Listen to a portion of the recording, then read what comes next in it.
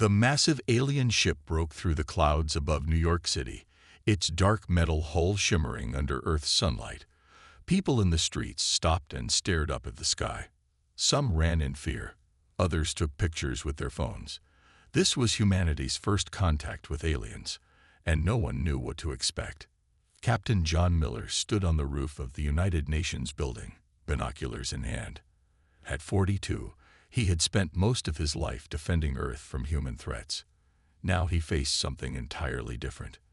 "They're bigger than we expected," Miller said to the woman beside him. Dr. Alice Bennett nodded, adjusting her glasses. "The ship is nearly half a mile long. Their technology must be centuries ahead of ours." Miller frowned.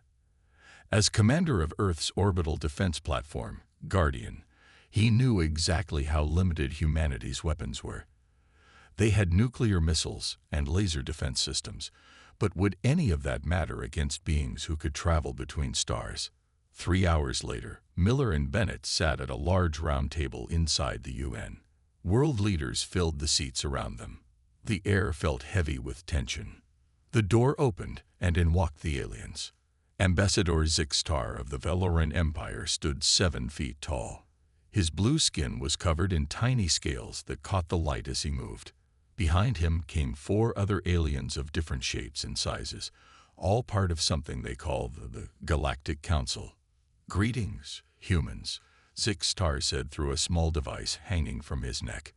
"We represent the united species of this sector of the galaxy. We have been watching your development for some time." President Harris rose from her seat. "We welcome you to Earth. We hope this begins a peaceful relationship between our worlds." The meeting went well at first. The aliens explained that their council included 47 different species from hundreds of star systems. They offered to share some basic technology and open trade routes. Then came the question Miller had been dreading. "And what of your defensive capabilities?" asked a small gray alien with large black eyes. "We must assess if you can protect yourselves from the more aggressive species in the galaxy." Miller stepped forward, bringing up images on the large screen. "These are our orbital platforms. We have nuclear capabilities, particle beam weapons in development, and..." A strange clicking sound filled the room. Miller stopped speaking when he realized all 5 aliens were making the noise. "Is something wrong?" Bennett asked. Zixtar's translator device took a moment before converting his response. "Forgive us. It's just, you still use chemical propellants for your weapons. And fission bombs. Our children play with more advanced toys." The other aliens continued making the clicking sound, which Bennett now recognized as their version of laughter. Miller's face reddened. "Our weapons may not seem advanced to you, but they're effective for our needs." Of course, Zixtar said, but the mocking tone was clear even through the translator. "Every species must start somewhere.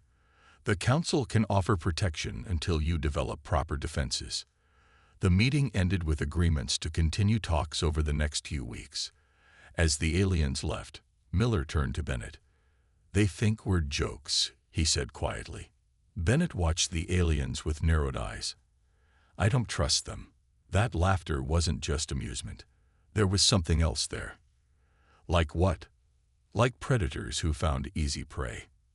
That night, news channels worldwide displayed the same headlines. "Aliens mock Earth's defenses." Videos of the aliens' reaction played on repeat. Some humans found it humiliating. Others grew angry. In his apartment overlooking the city, Miller watched the alien ship hovering above the skyline. Their lights pulsed gently in the night sky, beautiful but ominous. His phone rang. It was General Clark from Defense Command. "Miller, we've intercepted some communications between the alien ship and somewhere beyond our solar system. Bennett is working on translating them now, but she says we need to talk. First thing tomorrow." "What's it about?" Miller asked. She wouldn't say over the phone. Just that the word integration keeps coming up. And sir, she didn't sound happy about it. Miller hung up and stared back at the alien ship. The beautiful lights now seemed less like a greeting and more like the glow of a predator watching in the dark. The mockery of Earth's weapons might have been funny to the aliens today. Miller had a feeling that joke wouldn't last long. 3 months passed since the aliens' arrival. Dr. Alice Bennett hadn't slept properly in days. Her office walls were covered with alien language patterns and translation notes. Empty coffee cups littered her desk. She stared at her computer screen, reading the message again. This couldn't be right. Her phone rang. "Captain Miller." "Tell me you have good news," he said when she answered. Bennett rubbed her tired eyes. "You need to come to my office. Now, bring General Clark if you can." 2 hours later, Miller and General William Clark sat across from Bennett as she explained what she had found. "I've been intercepting and decoding their communications for weeks," she said, pointing to the screens around her. "They're not being honest with us. The Galactic Council doesn't see us as equals. They classify Earth as a pre-emergent species." "What does that mean?" Clark asked. The general was a large man with gray hair and a stern face that had grown more serious with each passing day of the alien visit. "It means they don't think we have the right to refuse what they're planning." Bennett pulled up a translated document. "They call it protective integration. It's basically colonization. They'd done this to dozens of other worlds." Miller leaned forward. "Are you absolutely sure about this?" Bennett nodded. "Their fleet is already on the way. We have 6 months, maybe less, before they arrive. And, sir, it's not a diplomatic mission. It's an invasion force." Clark slammed his fist on the table. "We need to inform the president and prepare our defenses."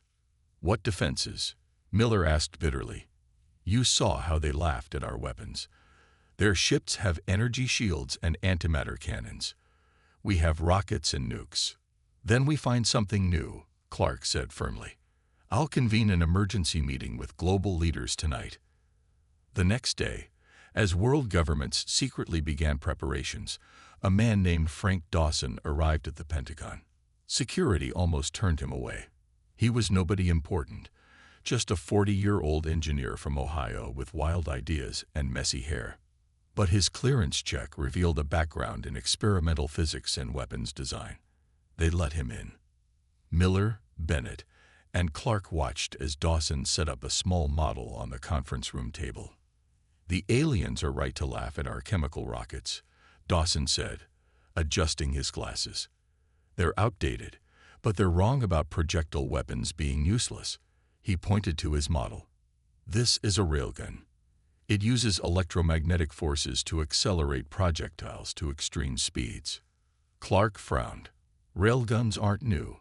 We've been developing them for decades." "Not like this," Dawson replied. "My design can accelerate a projectile to nearly 15% of light speed. At that velocity, the kinetic impact is equivalent to a nuclear blast, but without radiation. And here's the key part.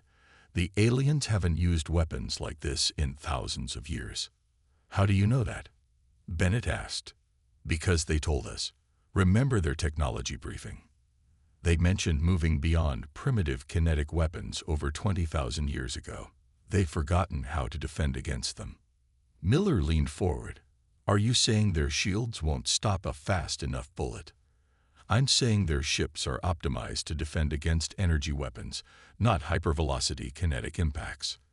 Dawson smiled slightly. "Sometimes the oldest solutions work best when your enemy has forgotten to defend against them." Clark looked skeptical but desperate. "How quickly could you build a working prototype?" "With proper funding and resources, 1 month for the prototype. 3 more to build deployment-ready weapons." "That's cutting it close," Miller muttered. "It's our only option," Clark said. He stood up. "I'm authorizing Project Longshot effective immediately. Dawson, you'll have whatever you need." As they left the meeting, Bennett caught up with Miller in the hallway. "Do you think this could actually work?" she asked quietly. Miller looked out the window at the alien ships still hovering over major cities worldwide. "I don't know. But I do know one thing.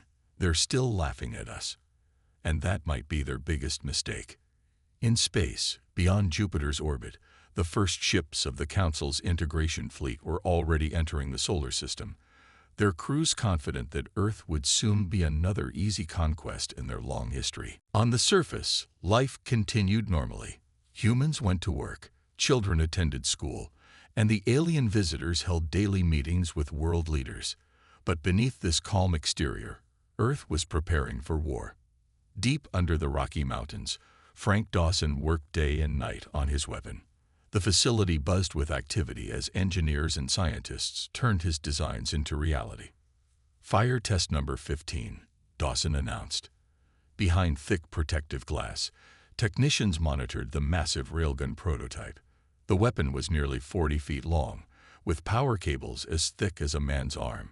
The countdown finished, and the facility shook with a tremendous boom. On video screens, they watched as the test projectile hit the target, a thick slab of alien metal they had salvaged from debris left by the visitors. The metal didn't just break, it vaporized. Dawson smiled for the first time in weeks. We have our weapon. In Washington, General Clark met with a woman named Lisa Green. Once a software engineer at a major tech company, she now led a team analyzing alien combat tactics. They haven't fought a war with projectile weapons in thousands of years, Green explained, pointing to simulations on her tablet. Their defense systems are entirely focused on energy weapons, lasers, plasma, particle beams. Nothing for stopping physical objects moving at relativistic speeds. So Dawson's weapon will work? Clark asked. Better than we hoped. Their shields are designed to diffuse energy, not block kinetic impacts. Green showed him another simulation. One hit from a Dawson accelerator cannon could disable or destroy even their largest ships. Clark nodded. How many cannons can we deploy? 7 orbital platforms are being retrofitted now. Captain Miller will command the lead platform, Defiance. In orbit, Miller floated through the corridors of the nearly completed Defiance station. Construction teams worked around the clock, converting what had been a civilian research platform into a weapon of war. The main cannon is at 85% completion, reported Lieutenant Jack Wilson, Miller's second-in-command. Crews are still learning how to operate it, but we're making progress. Miller looked out the viewport at Earth below. How much time do we have? Intelligence says the main fleet will arrive in 3 weeks. We need to be ready sooner. Push the training schedules. I want double shifts. Wilson hesitated. Sir, there's something else. Ambassador Zix-Tar has requested an inspection of all orbital platforms. He claims they're concerned about safety issues with our primitive technology. Miller's jaw tightened. They're getting suspicious. Stall them as long as possible. Meanwhile, in New York, Dr. Bennett attended another diplomatic meeting with the aliens. She smiled and nodded at Ambassador Zix-Tar's words, all while recording everything for later analysis.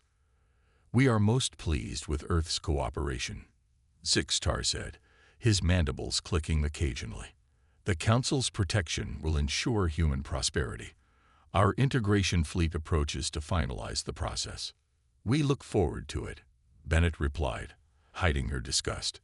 When exactly will they arrive? Soon, the ambassador said vaguely. Very soon. As the meeting ended, a junior alien diplomat approached Zix-Tar and whispered something. The ambassador's posture changed immediately. Bennett pretended to gather her papers while straining to hear their conversation. Unusual energy readings from their orbital platforms, the junior diplomat was saying. And their military communications have increased by 300%. Zix-Tar's eyes narrowed. These humans are hiding something. Schedule an inspection immediately. That night, Bennett's secure phone rang. They know something's happening, she told Miller when he answered. They're pushing hard for an inspection of the platforms. We're not ready, Miller replied. The cannons work, but crews need more training. If they see what we're building, they'll attack immediately. Bennett finished his thought. I'll tell President Harris. We need to keep stalling. As they spoke, deep in space, the massive integration fleet approached faster than predicted. Admiral Corvash of the Brel Hegemony, commander of the fleet, issued new orders. "Increase speed," he commanded. "I sense deception from the humans. We will arrive before they can prepare any resistance." His second-in-command looked concerned. "Is that necessary? They're only pre-emergent primitives." Admiral Corvash laughed. "All species resist before accepting their place. The humans will be no different. After the first show of force, they will submit like all the others." The integration fleet accelerated toward Earth, unaware of what waited for them. Alarms blared throughout NASA's Deep Space Tracking Center. Technicians stared at their screens in disbelief. "Sir, we have multiple FTL signatures near Jupiter," a young operator called out. 15 large vessels and at least 30 smaller ones. The center's director grabbed a phone. "Get me the president. Now." Within an hour, screens worldwide interrupted regular programming. President Harris appeared, her face calm but serious. "My fellow citizens," she began. "An hour ago, a fleet of ships from the Galactic Council entered our solar system. While we were told this fleet would arrive for diplomatic purposes, we have reason to believe their intentions may not be peaceful. I urge everyone to remain calm. Our military is prepared to respond if necessary." On the orbital platform Defiance, Captain Miller watched the alien ships approach. They were massive. The smallest was twice the size of Earth's largest aircraft carrier. The lead vessel was nearly a mile long, its dark hull covered with strange patterns that seemed to shift and change. "Status report," Miller ordered. Lieutenant Wilson stood beside him, tension visible on his young face. "DAC systems at 80% readiness. Crews are at battle stations, but we're not fully prepared, sir." "They're early," Miller muttered. "Too early." His communication screen flashed. Dr. Bennett appeared, speaking from the White House Situation Room. "Captain, the President is about to open communications with their fleet commander. Stay on alert, but do not take any aggressive actions." Miller nodded. "Understood. But doctor, if this goes badly—" "I know," she interrupted. "We'll do what we must." The screen split to show President Harris seated at her desk. On the other half appeared an alien unlike any they had seen before. Admiral Corvash of the Brel Hegemony was larger than Ambassador Zixtar, with red-scaled skin and 4 eyes arranged in a diamond pattern. "Humans of Earth," his deep voice rumbled through the translator. "Your protective integration begins now. Dismantle your orbital platforms and accept Council authority, or face immediate pacification." President Harris kept her voice steady. "Admiral, we were under the impression this would be a diplomatic exchange. We request time to discuss terms that respect Earth's sovereignty." The alien's upper eyes narrowed. "There are no terms to discuss. The Council has classified Earth as a pre-emergent world. You will be integrated into our protection. This is not a negotiation." "Perhaps we could arrange a meeting, Toe." "Your delaying tactics are transparent," Corvash interrupted. "Our sensors detect unusual energy signatures from your orbital platforms. You are developing weapons." In the Situation Room, Bennett whispered to General Clark, "They know." On the screen, President Harris tried again. "Admiral, I assure you, we seek only peaceful. Primitive species always resist before accepting the inevitable," Corvash said, his tone dismissive. "A demonstration will speed compliance." The screen went black. Moments later, alarms sounded again. "They're targeting the lunar colony," Wilson shouted. Miller watched in horror as one of the alien ships fired a beam of intense light. On the moon's surface, an uninhabited crater dome exploded in a flash of dust and debris. "No casualties," Wilson reported. It was an unoccupied science station. But the message is clear. Miller's communication screen activated again. President Harris appeared, her face now hard with resolve. "Captain Miller," she said formally, "the United States and allied nations hereby authorize you to defend Earth by any means necessary." Miller straightened. "Yes, Madam President." As the communication ended, Miller turned to his crew. Men and women looked at him with fear and determination in their eyes. Everything depended on what would happen next. "Lieutenant Wilson," Miller said calmly, "target the command ship. Aim for their propulsion system only." Wilson moved to the weapon controls. "Sir, the DAC is still not at full power. We can't guarantee." "We're out of time," Miller cut him off. "The first shot will decide everything." The massive railgun cannon hummed as it charged. On screens throughout the platform, the alien command ship grew larger as targeting systems locked on. Miller took a deep breath. "Fire when ready, Lieutenant." Wilson's hand hovered over the control.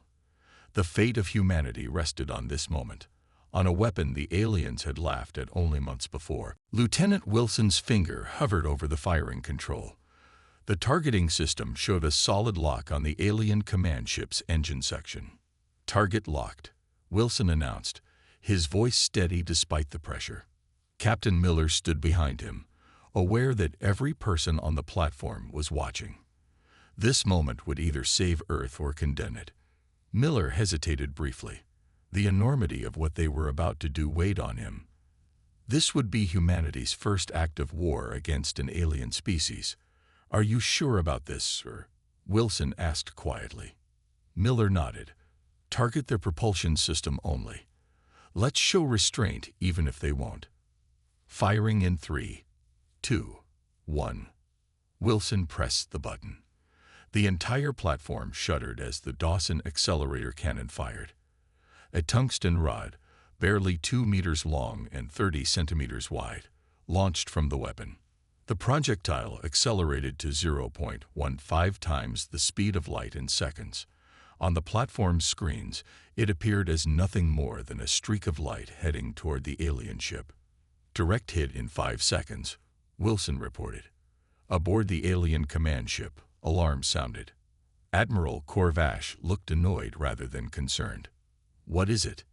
he demanded. A junior officer checked the sensors. "The humans have launched something from their platform. Our systems classify it as a simple projectile, not worth activating shields." Corvash made a dismissive gesture. "Their primitive weapons are no threat to." He never finished his sentence.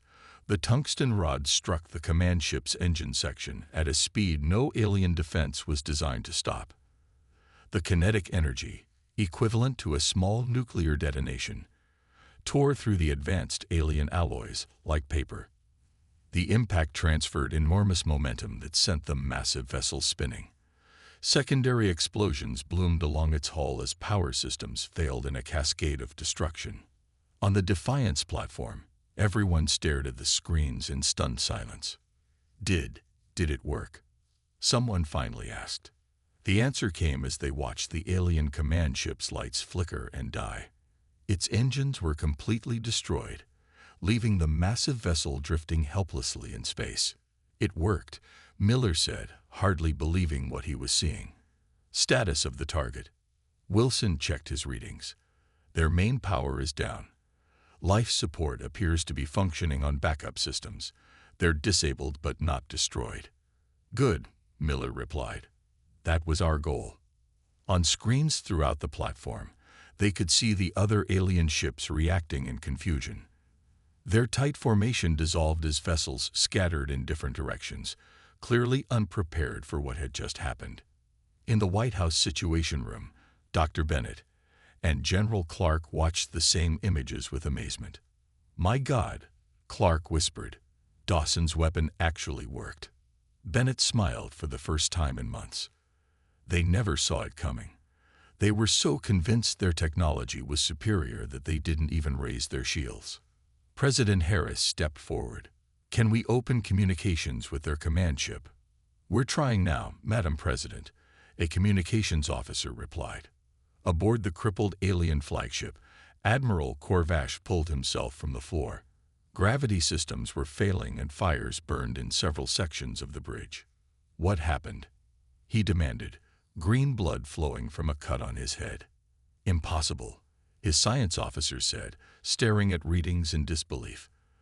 "The humans hit us with a kinetic projectile traveling at relativistic speed. Our shields weren't configured to stop physical objects moving that fast." No species has used such weapons in millennia. Corvash stared at the view screen showing Earth, so small and blue in the distance. Impossible, he whispered, echoing his officer's words. Their weapons are primitive. Back on the Defiance platform, Miller received new orders from President Harris. Captain, prepare to fire warning shots at 2 more vessels. Show them we can disable their entire fleet if necessary. Miller nodded grimly. Yes, Madam President. He turned to his crew, who now looked at him with newfound confidence. Target 2 more ships, he ordered. Same protocol. Aim for propulsion systems only. As the platform prepared to fire again, Miller allowed himself a small smile. The aliens had laughed at human weapons. That laughter had stopped with the first shot fired. All platforms, fire on my mark, Miller commanded. The 7 human defense platforms aligned their weapons on separate targets. 3, 2, 1. Fire. The space around Earth lit up as 7 tungsten rods accelerated to relativistic speeds. The alien fleet, still in disarray after the first attack, had no time to coordinate a response. 2 more ships lost engine power immediately. A third took damage to its weapon systems. The remaining vessels scattered further, breaking formation completely. Lieutenant Wilson monitored the alien communications. They're panicking, sir. Their captains are arguing about what to do. In the White House Situation Room, President Harris watched the events unfold on large screens. General Clark stood beside her, barely able to contain his excitement. Should we press the attack? Clark asked. We could disable their entire fleet while they're confused. Dr. Bennett shook her head. No, we've made our point. If we push too hard, they might respond with everything they have. President Harris nodded. Open a channel to their command ship. On the damaged alien flagship, Admiral Corvash struggled to maintain control. Emergency systems flashed warnings across every screen. 3 ships disabled with just 3 shots from a species they had classified as primitive. It was unthinkable. A communication request flashed on his personal screen. The humans wanted to talk. Accept it, he ordered, straightening his uniform despite the pain from his injuries. President Harris's face appeared on the screen. Admiral Corvash, this is President Harris of Earth. Are you prepared to discuss terms? The Admiral's mandibles twitched in what his species recognized as shock. This is unexpected, he admitted, his pride wounded but his survival instinct stronger. Perhaps we have miscalculated. Indeed you have, Harris replied firmly. Earth is not accepting integration. We are, however, open to mutual recognition and fair diplomatic relations. Corvash glanced at the damage reports coming in from across his ship. He needed time. I must consult with the Galactic Council. This situation is unprecedented. You have 2 hours, Harris said. During that time, your ships must maintain their current positions. Any movement toward Earth will be considered hostile action. The communication ended. Corvash turned to his officers, who watched him expectantly. Order all ships to maintain position, he commanded, and prepare a priority message to the Council. Tell them. He paused, the words bitter in his mouth. Tell them we have encountered a species with unexpected defensive capabilities. Back on the Defiance platform, Miller's crew monitored the alien fleet carefully. No one quite believed what they had accomplished. Wilson approached Miller as he studied tactical displays. Sir, they're moving their damaged ships to the rear. The rest of the fleet is holding position. They're regrouping while they decide what to do, Miller observed. Do you think they'll attack again? Miller shook his head. I don't think so. They didn't expect us to hit back. They certainly didn't expect us to hit back effectively. It worked better than we hoped, Wilson said, looking at the readouts from their weapon. The DAC performed beyond Dawson's predictions. Miller nodded. Sometimes the oldest weapons are the most dangerous, precisely because everyone's forgotten to fear them. Throughout the next 2 hours, humans worldwide watched the skies. For the first time since the aliens arrived, fear began to give way to hope. News reports showed images of the disabled alien ships, now being towed by their companions to a safe distance. Dr. Bennett joined Miller via video link. "We're analyzing their communications. They seemed genuinely shocked by what happened." "Good," Miller replied. "Shock can lead to respect. The Admiral has requested an extension to consult with his superiors." The President granted it. Miller looked at the alien fleet on his screens. "What do you think will happen next?" Bennett's expression was thoughtful. "They've conquered dozens of worlds without meaningful resistance. Now they've met a species that can fight back. They'll either respect us or fear us. Either way, they won't be laughing anymore." As the deadline approached, a message arrived from Admiral Corvash. The alien fleet would withdraw to the edge of the solar system, while formal diplomatic relations were established. Earth had won its first interstellar standoff, not with advanced technology, but with weapons the aliens had mocked just months before. 2 weeks passed. Earth remained on high alert, but the alien fleet kept its distance at the edge of the solar system. Then, a single vessel separated from the others and approached Earth's orbit. "It's a diplomatic ship," Dr. Bennett confirmed, studying the readings. "Much smaller than their warships." President Harris nodded. "They're ready to talk." Ambassador Zixtar requested permission to dock at the International Space Station. His tone, once condescending, was now carefully respectful. Permission was granted with strict security protocols. Captain Miller and Dr. Bennett were chosen to join President Harris for the meeting. As they prepared to board the shuttle to the space station, Miller looked out at Earth below. "Strange to think how close we came to losing everything," he said quietly. Bennett nodded. "And all because they underestimated us."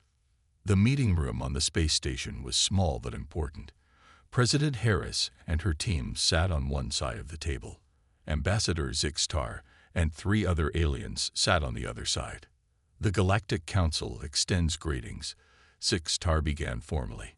His mandibles no longer clicked with amusement. "Recent events have prompted a revaluation of Earth's status." President Harris kept her expression neutral. "We're listening. The Council recognizes that humanity has demonstrated the prerequisite level of advancement for independent membership." The ambassador's words seemed carefully chosen. "The integration fleet's deployment is officially classified as a regrettable misunderstanding." Miller noticed how different the aliens' behavior was now. No mockery, no condescension, just careful diplomacy. Zixtar placed a device on the table. It projected a hologram of official-looking documents. "These are the proposed terms for Earth's recognition as a sovereign system with full status in the Galactic Council." As they reviewed the terms, Bennett leaned close to General Clark and whispered, "They're terrified. We're the first species in millennia to resist successfully." The agreement offered technology exchanges and trade routes that would benefit Earth greatly. Unlike the protection status originally planned, these terms included no extraction rights to Earth's resources and no military protection requirements. After hours of discussion and minor adjustments, President Harris signed the agreement. Earth was now officially recognized as an independent member of the Galactic Council. As the meeting concluded, Ambassador Zixtar approached Miller privately. "Your weapons," he said, his voice low. "How did you develop them so quickly?" Miller smiled slightly. "We simply looked backward instead of forward. Sometimes old ideas still work." "Indeed." The ambassador hesitated. "Several council races have expressed interest in your railgun technology. Despite its simplicity, it exploited a vulnerability we had not considered for thousands of years." 1 month later, Frank Dawson found himself in an unusual position. His railgun design, once considered outdated even by human standards, had become humanity's first major galactic export. Council races were paying enormous sums for the technology they had laughed at just months ago. "I don't understand," Dawson told Miller as they watched the first shipment of railgun components being loaded onto an alien trading vessel. "Why do they want this technology so badly?" "They have antimatter weapons and energy beams." "Because we showed them their blind spot," Miller explained. They moved beyond kinetic weapons so long ago that they stopped defending against them. Now everyone's scrambling to fix that vulnerability. Dr. Bennett joined them, smiling. The first human delegation leaves for the Council homeworld tomorrow. President Harris wants both of you to join it. As they prepared for humanity's first official diplomatic mission to the stars, Miller reflected on how quickly everything had changed. They mocked our weapons because they looked backward, he told Bennett. They never considered that sometimes moving forward means rediscovering what others have forgotten.